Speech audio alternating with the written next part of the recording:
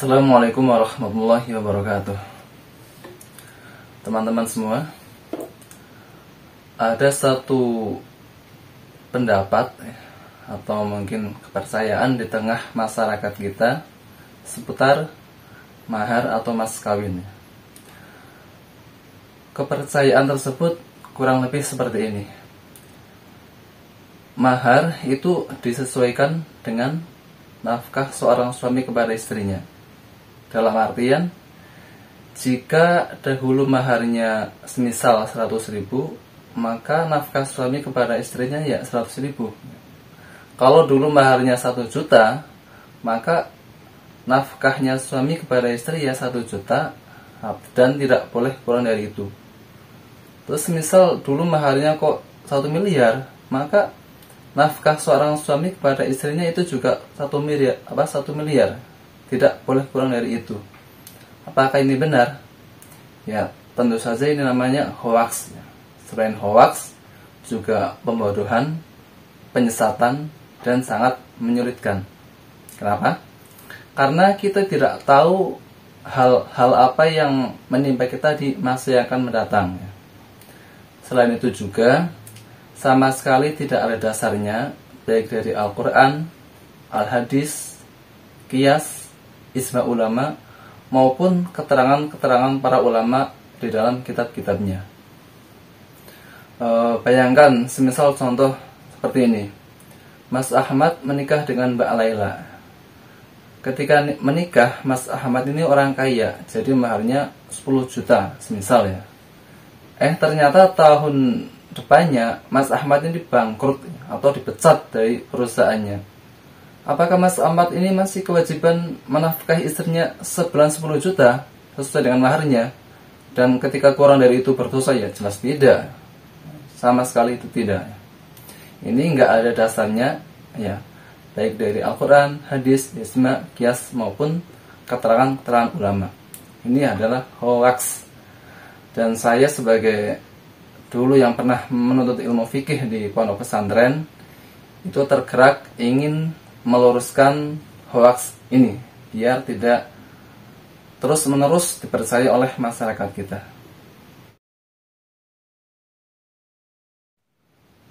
Kemudian sebelum kita membahas lebih jauh, ada baiknya kita tahu dulu apa sih definisi dari mahar itu.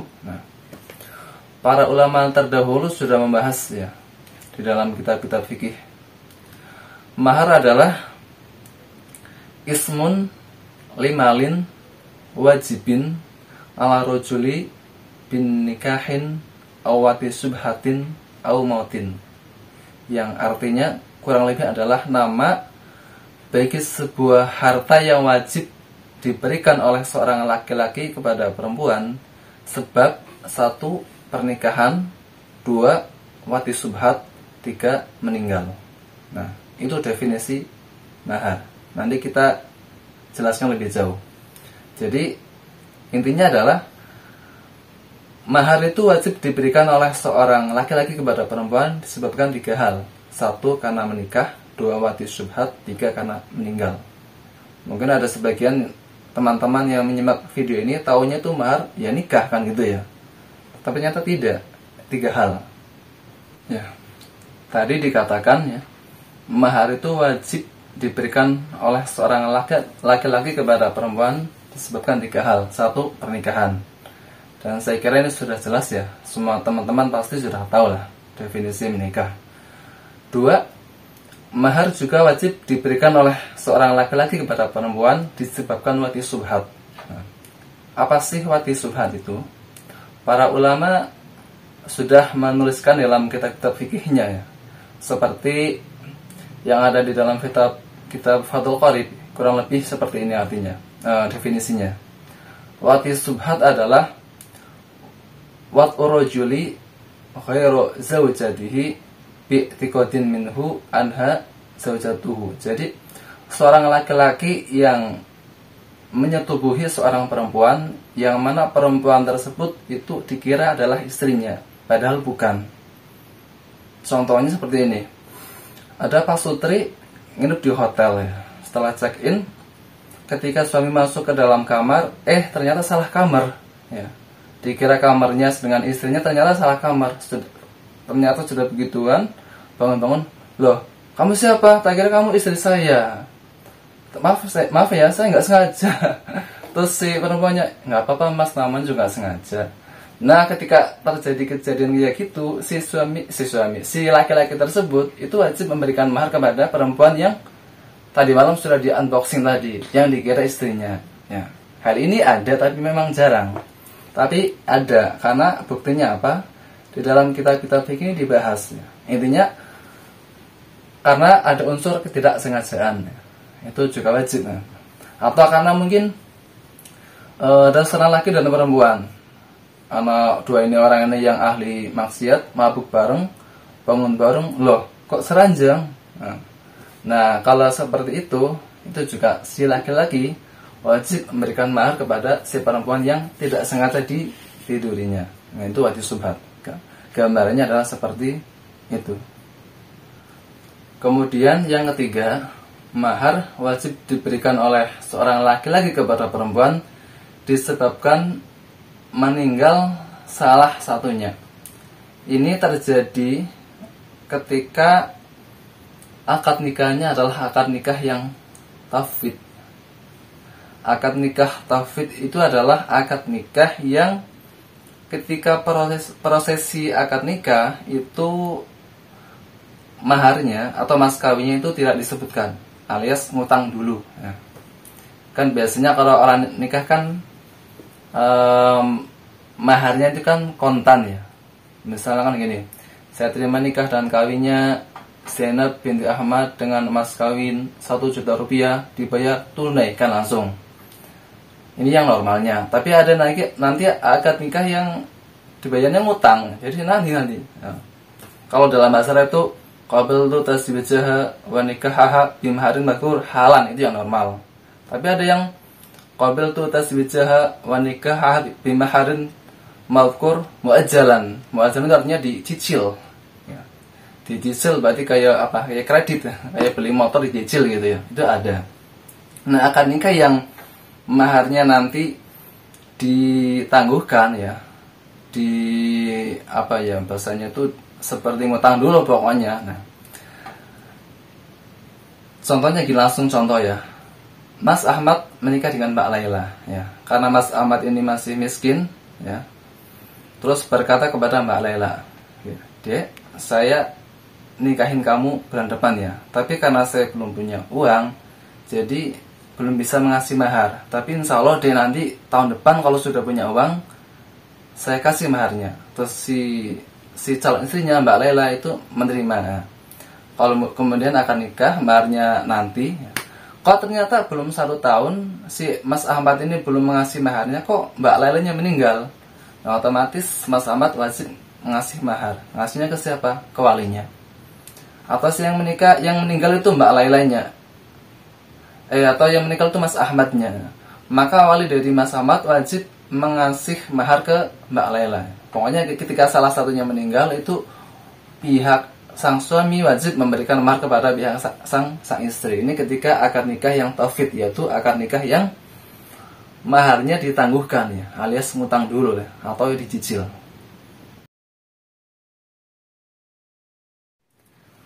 Nah, kemudian kan tadi kita sudah tahu ya definisi mahar apa kan? Kemudian kita beralih ke benda apa sih yang bisa dijadikan mahar? Nah, para ulama terdahulu itu sudah membahasnya dengan panjang lebar. Salah satunya itu Syekh Zainuddin Al-Malibari di dalam kitab Fathul Qarib. Beliau mengatakan seperti ini. Wa ma soha kaunuhu thamanan soha kaunuhu sodaqon. Wa in qala li sihhati kaunihi iwadun. Kurang lebih artinya adalah segala sesuatu yang memiliki nilai harga ya, atau nilai tukar ya, walaupun sedikit, maka sesuatu tersebut sah untuk dijadikan mahar ya. Kenapa? Karena barang tersebut itu memiliki nilai jual. Nah, Kemudian contohnya kalau zaman dahulu itu kan uang itu biasanya terbuat dari emas ya, atau perak ya, dinar dan dirham ya. Atau selain itu juga bisa, contoh bahan makanan itu bisa, pakaian, rumah, dan bisa mas kawin pakai apa, motor, bisa. Cuma itu kan kalau di Indonesia itu jarang terlaku ya. Biasanya tuh uang, perhiasan, atau seperangkat alat sholat itu.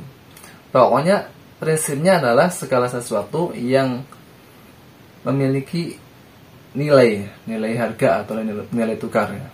Kemudian dalam kitab yang sama juga diterangkan manfaat yang telah diketahui atau manfaat yang baik itu juga bisa dijadikan mahar ya. Contohnya adalah seperti mengajari Al-Quran. Jadi dulu ada sahabat karena saking miskinnya nggak bisa apa-apa, itu kemudian Nabi bertanya, kamu bisa apa? Nabi, saya bisa membaca Al-Quran. Kalau begitu ajari calon istrimu itu membaca Al-Quran, itu sebagai mahar buat kamu. Itu bisa. Hadis Nabi tentang diperbolehkannya seorang suami ya, yang membayar mahar kepada istrinya berupa pengajaran Al-Quran itu ada dalam kitab Sahih Bukhari.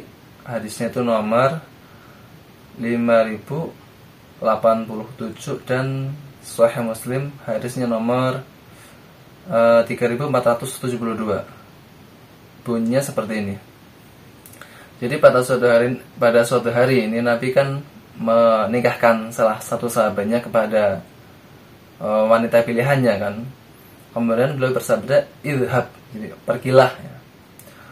Faqad malaktukaha bima ma'akan minal Qur'an. Jadi saya akan menikahkanmu dengan wanita pilihanmu itu dengan mahar apa-apa yang ada padamu dari Al-Quran. Jadi sabda Nabi, bima ma'aka minal Quran, dengan apa yang ada padamu dari Al-Quran. Di sini dijelaskan dan ditafsiri oleh Imam Ibnu Hajar al-Asqalani ya, dalam kitabnya Fathul Bari. Dia mengatakan maksudnya adalah sang suami itu mengajari istrinya Al-Quran.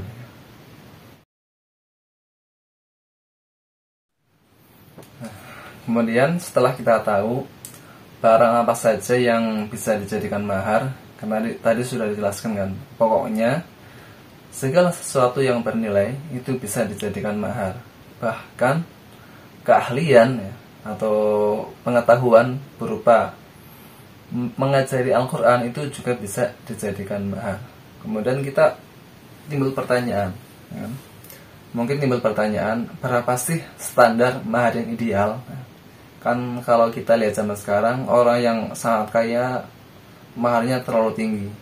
Orang yang sangat miskin kadang maharnya ada yang pernah itu berapa? 20.000. Itu kan kita bingung kan, berapa sih standar patokan yang ideal? Ulama terdahulu sudah membahas ya mengenai standar mahar yang ideal. Salah satunya ada di dalam kitab Fathul Qarib ya. Redaksinya seperti ini. Yusanu adamu naksi an asarati dirhama wa adamu ziyadati ala 500 dirhamin khalisatin. Jadi disunahkan ya, dalam ukuran mahar ini disunahkan tidak kurang dari 10 dirham dan tidak melebihi dari 500 dirham. Nah, itu ukurannya. Jadi kata para ulama, ketika seorang suami memberikan mahar kepada istrinya, itu minimalnya itu 10 dirham, maksimalnya 500 dirham ya. Jadi antara 10 dirham sampai 500 dirham. Tapi ingat, ini adalah sunnah ya. Jadi kalau di bawah 10 dirham boleh nggak? Ya boleh ya. Misal orangnya nggak mampu, atau orangnya terlanjur kaya, anak sultan, boleh nggak di atas 500 dirham? Ya tentu saja boleh. Tapi idealnya itu antara 10 dirham sampai 500 dirham. Kalau dikonversi zaman sekarang, 10 dirham itu kurang lebih 1,5 juta rupiah. Sedangkan 500 dirham itu sekitar 75 juta rupiah. Jadi antara 1,5 juta sampai 75 juta rupiah. Nanti di bawah kan ada hitung-hitungannya. Itu idealnya, sunahnya. Tapi prinsip awal tadi, pokoknya segala sesuatu yang bernilai itu bisa dijadikan mahar ya. Kurang dari 10 dirham boleh, lebih dari 500 dirham boleh, tapi idealnya antara 10 dirham sampai 500 dirham. Antara 1,5 juta sampai 75 juta rupiah.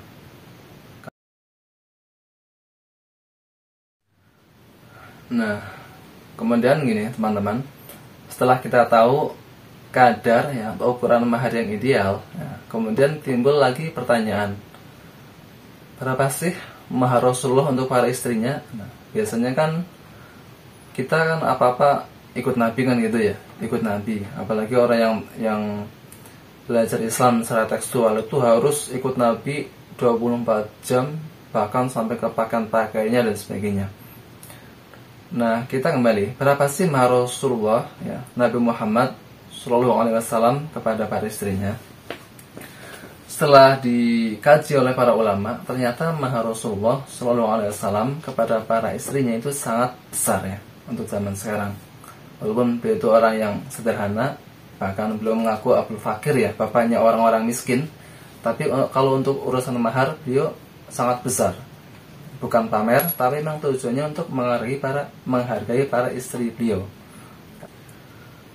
Diriwayatkan oleh Imam Muslim dari Abu Salamah bin Abdurrahman, dia bercerita, Sa'altu Aisyata zawjan Nabi sallallahu alaihi wasallam, kam kana sadaqu Rasulillah sallallahu alaihi wasallam? Qalat, kana sadaquhu li azwajihi sintai asyarata uqiyatan wa nashan. Qalat, atadri ma nashu? Qala, qultu la. Qalat, nisfu uqiyatin fatilka 500 dirhamin. Fahada sadaqu Rasulillahi sallallahu alaihi wasallam li azwajihi. Yang artinya adalah, saya pernah bertanya kepada Aisyah, istri Nabi sallallahu alaihi wasallam, berapakah mahar Rasulullah? Dia menjawab, mahar beliau terhadap para istrinya adalah 12 uqiyah dan 1 nasyi. Tahukah kamu berapa 1 nasyi itu? Abu Salamah berkata, saya menjawab, tidak. Aisyah berkata, setengah uqiyah. Jumlahnya sama dengan 500 dirham. Demikianlah mas kawin Rasulullah sallallahu alaihi wasallam untuk masing-masing istri beliau. Hadis riwayat Muslim. Nah, dari hadis di atas itu menunjukkan kepada kita mahar Rasulullah kepada istri-istri beliau itu adalah 500 dirham. Nah, ketemu kan? Tadi kan di awal dikatakan mahar yang ideal adalah minimal itu 10 dirham, maksimal adalah 500 dirham. Jadi mahar maksimal 500 dirham ini adalah maharnya Rasulullah. Rasulullah itu maharnya 500 dirham, itu rata ke semua istri-istri beliau. Atau dalam bahasa hadis adalah 12 uqiyah dan 1 nasi. Itu takaran di zaman Rasulullah. Kalau di konversi itu 500 dirham. Nah, 500 dirham itu berapa rupiah sih kalau untuk zaman sekarang? Nah, untuk menghitung 500 dirham dirupiahkan zaman sekarang itu setidaknya ada dua metode. Metode pertama adalah dengan perbandingan antara dinar dan dirham ya. Dinar ini adalah mata uang emas, sedangkan dirham adalah mata uang perak ya. Nilai dinar emas ya tentu lebih besar daripada nilai dirham peraknya. Di masa Nabi, di masa Rasulullah sallallahu alaihi wasallam, uang 1 dinar emas itu bisa untuk membeli seekor kambing. Dalam riwayat yang masyhur bahwa perbandingan 1 dinar setara dengan 10 dirham. Artinya 500 dirham setara dengan 50 dinar emas yang bisa dibelikan 50 ekor kambing. Pada zaman kita saat ini, rata-rata harga 1 kambing yang sehat dengan kualitas yang baik itu bisa ditakar dengan harga 1,5 juta. Maka kalau 50 ekor kambing bisa berkisar 75, maka kalau 50 ekor kambing itu setara dengan 75 juta rupiah. Nah, itu ketemu kan. Mahar Nabi itu 500 dirham ya. Kalau dikonversi pakai ukuran kambing tadi itu sekitar 75 juta rupiah. Jadi mahar Nabi kurang lebih kalau untuk uang zaman sekarang adalah 75 juta rupiah. Sudah ketemu? Siapa yang ingin ikut Nabi, setelah Nabi siapkan uang 75 juta rupiah jika ingin menikah. Kemudian metode kedua. Metode kedua itu dihitung oleh Syekh Muhammad Sholih Al-Munajjid ya, dalam salah satu fatwanya. Beliau menghitung dengan cara menghitung berapa harga dirham di masa Nabi dibandingkan dengan harga perak hari ini. Menurut beliau, nilai 1 dirham di masa Nabi kalau diukur dengan timbangan zaman modern kita ya, kurang lebih setara dengan 2,975 gram ya. Lalu 500 dirham dikalikan 2,975 gram itu ketemunya adalah 1487,5 gram perak ya. Harga 1 dirham perak di Arab Saudi menurut perhitungan beliau setara dengan 1 rial Saudi.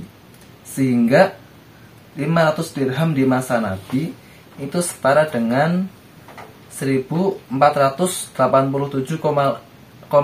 rial Saudi ya. Jika mengikuti konversi pada tanggal 10 Desember tahun 2018, maka harga tersebut setara dengan 57.584.000 rupiah. Nah, ini cukup jauh ya. Kalau metode pertama dengan ukuran kambing tadi kan ketemunya 75 juta. Kalau dengan perhitungannya Syekh Sholih tadi ketemunya 57 juta. Emang agak jauh. Tapi intinya apa? Intinya itu adalah Nabi walaupun ya bukan orang kaya, termasuk yang fakir kan. Bahkan beliau kan mengaku bapaknya orang fakir ya. Tapi dalam urusan mahar, beliau tidak main-main. Beliau maharnya besar sekalian. Karena apa itu wujud untuk memuliakan perempuan. Setelah kita sama-sama tahu ya maharnya Nabi kepada para istrinya itu tadi berapa? Ada yang menghitung itu ketemunya 75 juta ya. Ada yang menghitung ketemunya 57 juta. Tapi intinya adalah mahar Nabi adalah besar ya. Mahar Nabi adalah besar. Kemudian kita ke permasalahan selanjutnya, masalah-masalah terkait mahar. Ini sebenarnya panjang lebar. Kalau kita buka kitab-kitab fikih, ini ada di belakang saya, itu banyak banget. Tapi saya ambil beberapa masalah saja ya. Kalau semuanya itu sangat panjang. Masalah pertama, disunahkan menyebutkan mahar ya, mas kawin ini ketika prosesi akad nikah, itu disunahkan. Jika tidak disebutkan boleh nggak? Boleh, itu tapi hukumnya makruh. Dan inilah yang dinamakan dengan tafwid ya. Seperti di pembahasan awal tadi kan, namanya akad nikah tafwid. Jadi ketika nikah itu maharnya tidak disebutkan karena si laki-laki memang belum punya uang. Jadi alias ngutang dulu, itu boleh, tapi hukumnya makruh. Kemudian yang kedua, dalam akad nikah tafwid ya, akad nikah yang mas kawinnya tidak disebutkan ya. Ketika sudah akad nikah, sudah sah ya, itu suami itu wajib membayar maharnya kepada sang istri ya. Dengan 3 syarat. 1, suami memastikan mahar atau mas kawin kepada istrinya dan si istri itu menyetujuinya. Jadi segini, Dek, sekarang kita sudah sah jadi suami istri ya, tapi abang belum punya uang ya. Nanti tahun depan atau 3 bulan lagi kalau sudah punya uang, sudah punya harta, maharnya abang saya kasih ke adek segini misalnya. Ada setuju nggak? Ya mas, boleh. Nah, itu wajib diberikan ya. Jadi sudah ada rembukan, apa sih bahasa Indonesia rembukan? Sudah ada persetujuan kedua belah pihak. Atau kedua, Hakim berarti hakim, kalau zaman sekarang tuh bisa ditafsiri naib ya, Pak Naib atau Pak KUA-nya. Jadi KUA-nya gini, misalnya saya KUA ya Pak, dari pihak KUA, kalian berdua mau menikah ya, sedangkan kamu sang suami belum punya mahar ya. Oke, saya nikahkan kalian berdua. Tapi nanti kalau sudah nikah, sudah sah ya, saya bebankan kamu mahar segini dan kamu bayar dalam waktu segini. Sanggup nggak? Sanggup, sah berarti. Nah, ketika sang suami sudah sanggup ya, menyanggupi tuntutan dari pihak Pak Naib ya, maka otomatis sang suami ini kewajiban membayar maharnya dengan jumlah yang ditentukan oleh si hakim atau si Pak Naib. Kemudian yang ketiga, sang suami itu sudah melakukan malam pertama dengan istrinya ya. Jadi walaupun misal sang suami belum ngomong berapa besarnya mahar ke istri, atau si hakim ini atau Pak Naib ini belum menentukan berapa kadar maharnya, kok suami tahu-tahu habis nikah langsung masuk kamar, pintu ditutup, langsung itu sama istrinya, itu otomatis sang suami wajib membayar mahar kepada istrinya. Nanti lain halnya ketika belum beginian, nanti ada perhitungannya lagi ya. Nah, kemudian masih terkait masalah tafwid ini. Masalah tafwid ya, dalam akad nikah tafwid ini nanti ketika salah satu atau kedua sang suami istri ini meninggal ya, maka sang suami ini wajib membayar mahar misli atau mahar yang telah disepakati antara keduanya. Jadi kita kembali ke definisi mahar di awal. Masih ingat nggak apa definisi mahar di awal? Ismun limalin wajibin ala rojuli binikahin awati subhatin aw mautin. Nah, kita bahas ini aw mautin. Jadi akad nikah tafwid, akad nikah yang tidak disebutkan maharnya ya, kemudian sah. Nah, itu kan sang suami otomatis wajib membayar maharnya kepada sang istri ya kan, dengan 3 syarat di atas tadi. Tapi ternyata sang suami ini belum membayar maharnya kepada sang istri, kok sang suami meninggal duluan. Maka dalam hal ini sang suami ini, maka wali dari sang suami itu wajib membayarkan namanya mahar misli. Mahar misli itu mahar standar lah. Jadi kalau di Jawa itu standarnya berapa mahar? 1 juta ya 1 juta. Kalau di Kalimantan berapa maharnya? Biasanya lebih mahal, 20 juta ya 20 juta. Atau yang meninggal istrinya ya, maharnya belum dibayarkan, sang istri kalau meninggal ya, maka sang suami ini wajib membayar maharnya yang utang dulu tadi. Akad tafwid kan akad yang utang itu kan, maharnya dibayarkan kepada pihak istrinya, bisa ke walinya atau ke siapanya, atau dua-duanya meninggal, maka ya wali dari sang suami wajib membayarkan mahar kepada wali sang istri. Itu akad nikah yang tafwid seperti itu.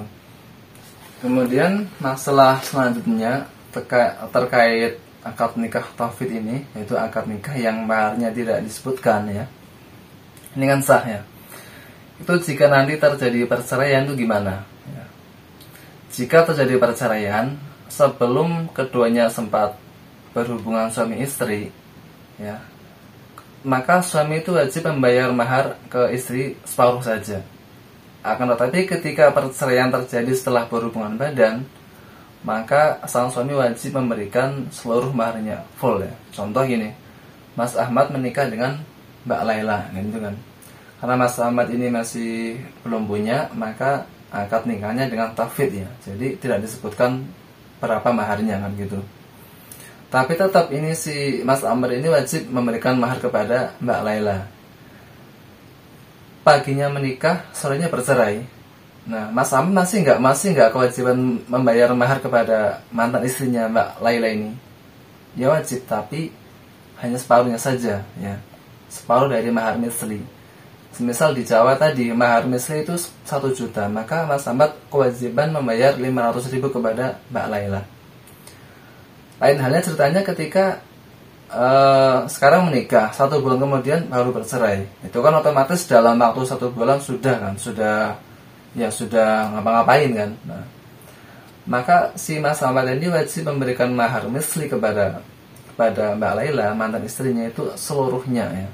Jadi kalau mahar misli atau mahar standar di daerahnya 10 juta, ya wajib 10 juta. Seperti itu. Maka kesimpulan dari pembahasan yang simpel ya, tadi adalah satu, mahar ini sifatnya adalah wajib ya. Ini kesepakatan para ulama, mahar ini wajib ya, wajib diberikan oleh suami kepada istrinya ya, atau seorang laki-laki kepada seorang perempuan disebabkan oleh apa? 3 hal ya. Pernikahan, wati subhat, atau meninggal.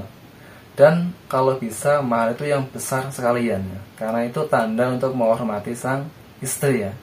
Walaupun nanti kedepannya kok ternyata mengalami kesusahan atau kebangkrutan, ya, maka itu nggak wajib ya, mahar itu harus sesuai dengan nafkah. Itu adalah hoaks ya, hoaks yang sangat menyesatkan. Intinya tidak ada dasarnya ya. Kalau dianalogikan seperti ini maaf agak vulgar bahasanya ya. Seorang hidung belang yang ke tempat-tempat prostitusi ya, itu dalam satu malam aja kita bayar berapa? 500.000 ke PSK. Apalagi istri yang dipakai seumur hidup, masa maharnya 50.000, 100.000, itu kan sangat-sangat menghina. Masa jauh lebih mulia seorang PSK daripada istri yang tulus seumur hidupan. Kalau bisa, kata Nabi, contoh Nabi itu yang besar sekalian. Kemudian segala sesuatu ya, barang yang bernilai atau memiliki nilai tukar itu bisa dijadikan mahar ya.